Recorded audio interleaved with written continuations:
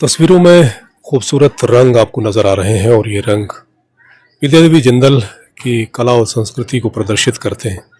और ये तमाम जो पेंटिंग्स आप देख पा रहे हैं, कलाकृतियाँ नज़र आ रही हैं, ये यहाँ के विद्यार्थी और यहाँ के जो कला अध्यापक हैं उनकी कृतियाँ हैं। उनके साथ बातचीत करेंगे, जानेंगे कि आखिर किस तरीके से ये तमाम चीज़ें धरातल पर उतरी हैं और कैसे वो विद्यार्थियों को इस कला में पारंगत बना रहे हैं।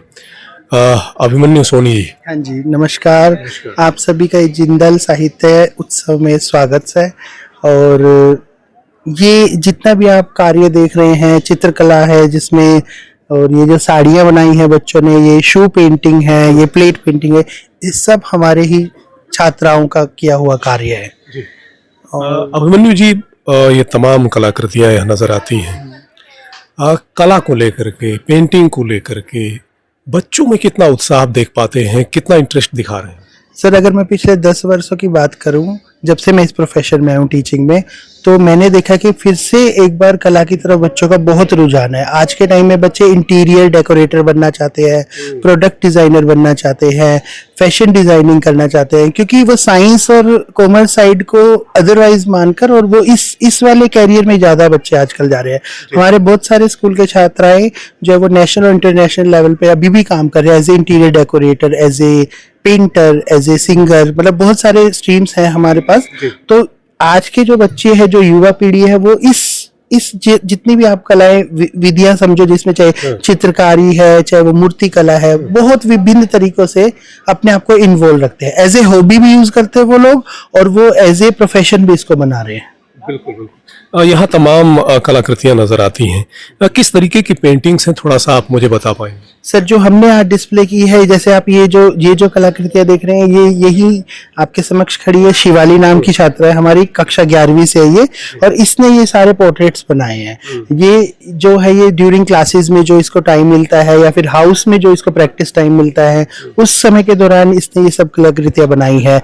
ये आप देख रहे हैं प्लेट पेंटिंग है, ये आप देख रहे हैं शू पेंटिंग है। तो वेरियस टाइप ऑफ, मतलब अलग अलग तरह की कलाकृतियां हम लोग बच्चों को इसलिए सिखाते हैं क्योंकि हर बच्चे का हाथ हर कला में निपुण नहीं होता है। कोई चित्रकारी में निपुण है, कोई मूर्ति कला में निपुण हो जाता है, कोई धागा कढ़ाई एम्ब्रॉयडरी करने में होता है, जैसे साड़ियां बनाने में कोई।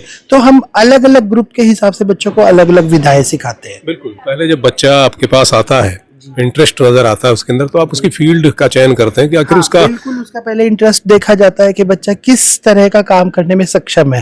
फिर हम उसको पॉलिश करते हैं, मतलब उसके जैसे कहते हैं ना, तराशना।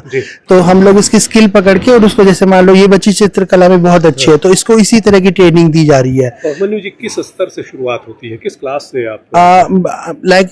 अगर मेरा जो विचार है, वो बच्चा जो है वो 4th या 5th क्लास से सोचना शुरू कर देता है कि हाँ भाई मुझे इस कला में है। लेकिन हम लोग जो बच्चों को चांस दे रहे हैं वो 9th के बाद दे रहे हैं, 9वीं कक्षा के बाद। 8वीं तक हम उनको हर तरह की विधाएं सिखाते हैं।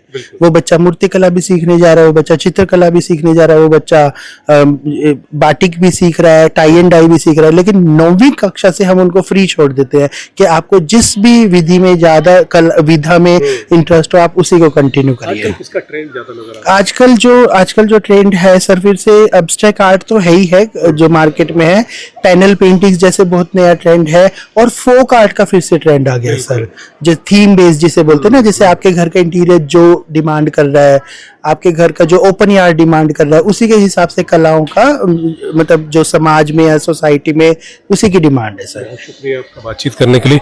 शिवाली, थोड़ा आगे आए आप। नमस्ते। नमस्ते, कैसी हैं आप? बढ़िया सर। बहुत सुंदर, बहुत ही खूबसूरत पेंटिंग्स। Thank you sir. कब से शुरुआत की शिवाली ये? Since I was 7 years old, मैं तब से ही ड्राइंग कर रही हूँ।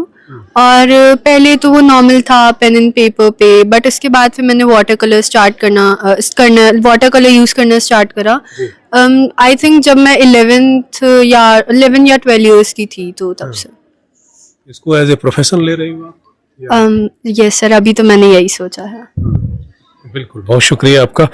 अभिमन्यु जी, भी बताइए आपकी जिस तरह की जो पेंटिंग्स होती हैं, अगर इसे प्रोफेशन के तौर पे लिया जाए तो किस तरीके से जो है एक बच्चा आगे बढ़ सकता है?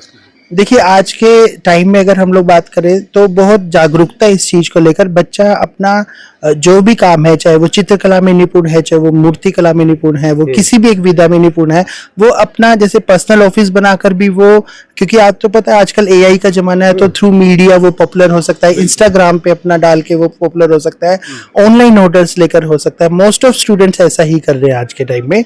तो एक आसान तरीका है, क्योंकि अगर हम लोग हमारे जमाने की बात करें, आपके जमाने की बात करें, तो हमें एक्सपोज के लिए हमें स्टेज ढूंढना पड़ता था, हमें मंच मिलता था बहुत मुश्किल से। लेकिन आज के टाइम में इतने बढ़िया स्कूल होने के बावजूद बच्चों को किसी भी तरह का मंच ढूंढने की कोई जरूरत नहीं है। बच्चों के लिए खुला, जिसे कहते हैं ना, मंच है। आओ, आपका स्वागत है, आप चित्रकला में निपुण हो, आप चित्रकला में अपना कैरियर बनाओ आगे। और बहुत सारे हमारे, मैं बताना चाहूंगा, छात्र छात्राएं जो भी है यहाँ स्कूल से, वो नेशनल लेवल पर काम कर रहे हैं, आज भी इंटरनेशनल पे। लास्ट अगर हम लोग दिसंबर की बात करें तो हमारा एक बच्चा आईसीएस इंटरनेशनल पेंटिंग कंपटीशन के लिए सिलेक्ट हुआ था, और इंटरनेशनल लेवल पे जो कैलेंडर छपता उसमें उसकी पेंटिंग छपी गई थी। बहुत शुक्रिया। शिवाली, ये जो प्रेरणा मैं जानना चाहूंगा, देखो कहीं ना कहीं इंस्पायर होता है व्यक्ति, कहाँ से मिली? ये मुझे मेरे पापा से मिली। इट वाज नर्सरी क्लास, और जब वो मुझे काइट बनाना सिखाते थे, अच्छा। ये सब तभी से स्टार्ट हुआ था। और जब मेरी बुआ ने मुझे लैंडस्केप बनाना सिखाया था, ये सब तब से स्टार्ट हुआ। अच्छा, ये यादें हैं और उन यादों के साथ आगे आप, हाँ जी। तो आगे क्या कुछ करना चाहती हो इस क्षेत्र में? आइदर फैशन डिजाइनिंग और फाइन आर्ट्स। तो बेसिकली या तो पेंटर का या डिजाइनर का। सर का किस तरह का सहयोग रहा है?